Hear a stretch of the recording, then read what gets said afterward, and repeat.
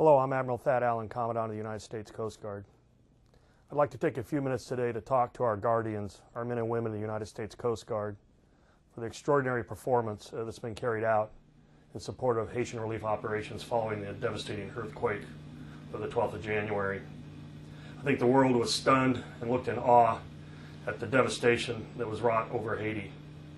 And the United States Coast Guard, as we have through our entire 200-plus year career, was ready to move. We had cutters in the area that were on patrol that were able to divert, and within 18 hours, the Coast Guard cutter Forward was the first unit in on the water in Port-au-Prince. Our C-130s were flying overhead, conducting assessments and providing information back. We took over temporary air traffic control and provided critical information back to the forces that were flowing in that direction.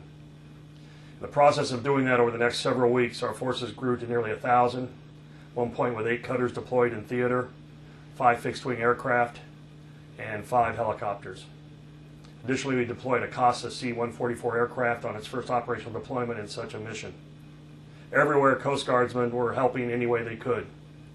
Ashore, conducting first aid, medical evacuations, assisting the Haitian Coast Guard in treating local patients, checking the ports to make sure they were safe to reopen, assisting our FEMA colleagues as they supported USAID and their lead in Haiti in support of the Haitian government, and our support of Joint Task Force Haiti under U.S. Southern Command. Meanwhile, back in Miami, our Homeland Security Task Force Southeast had stood up, and a coordinated effort between all the components in Homeland Security was making sure that American citizens were safely, effectively, and securely evacuated back to the United States. This is important to understand because we have done this before in other large-scale operations, but I want to underscore what we have done and what we continue to do throughout the history of the Coast Guard. And it is really embodied in our publication 1, our Coast Guard Doctrine. And in there we have Coast Guard principles and how we operate. And I want to underscore a few of them because they played a very important part in our response to the Haitian earthquake. The first one is clear objective, understanding what it is we have to do and knowing how to do it to reconcile our opportunity and competency. And that's what those units did when they sailed into Port-au-Prince and flew over Port-au-Prince starting on the 12th of January. The second principle is effective presence. Being where we need to be, conducting normal operations, in this case counter-drug operations under Joint Interagency Task Force South, allowed us to have a presence that was nearby and helped us to be able to respond. Third is unity of effort. We've always been able to play with other organizations, other military organizations, and we are excellent at working in the interagency. I've sometimes said that one of the great characteristics of the Coast Guard is that we are bureaucratically multilingual. It has never been truer during this Haitian operation, as we have helped virtually every facet of the U.S. government carry out a whole of government response to this tragedy in support of the President's direction. Fourth and most important is on-scene initiative. We've always relied on our officers in charge and our commanding officers to do the right thing out there.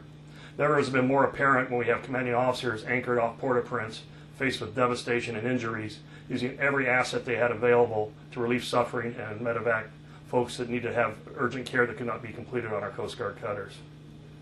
We also have the concept of flexibility. We have multi-mission cutters and aircraft that are capable of doing many missions in many different directions at many times, and they certainly did that over the last few weeks.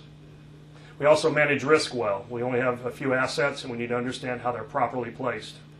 We don't have the bench strength of the larger armed forces of the United States, but we can be there first, we can be flexible, and we can fight a holding action until larger resources arrive to relieve us and support a larger operation. And finally, restraint, knowing when and where to how to act and having sensitivity towards the Haitian people and the suffering that they are enduring. And throughout this, we've embodied those Coast Guard operating principles. And I could not be more proud of our Coast Guard men and women, our active duty, our reserve, our civilian, and our auxiliaries that have supported us. And the Coast Guard Mission Support Organization has been phenomenal. We've kept cutters steaming by using our new product line management systems and our logistics centers that underscore how effective modernization is serving the Coast Guard as we move forward.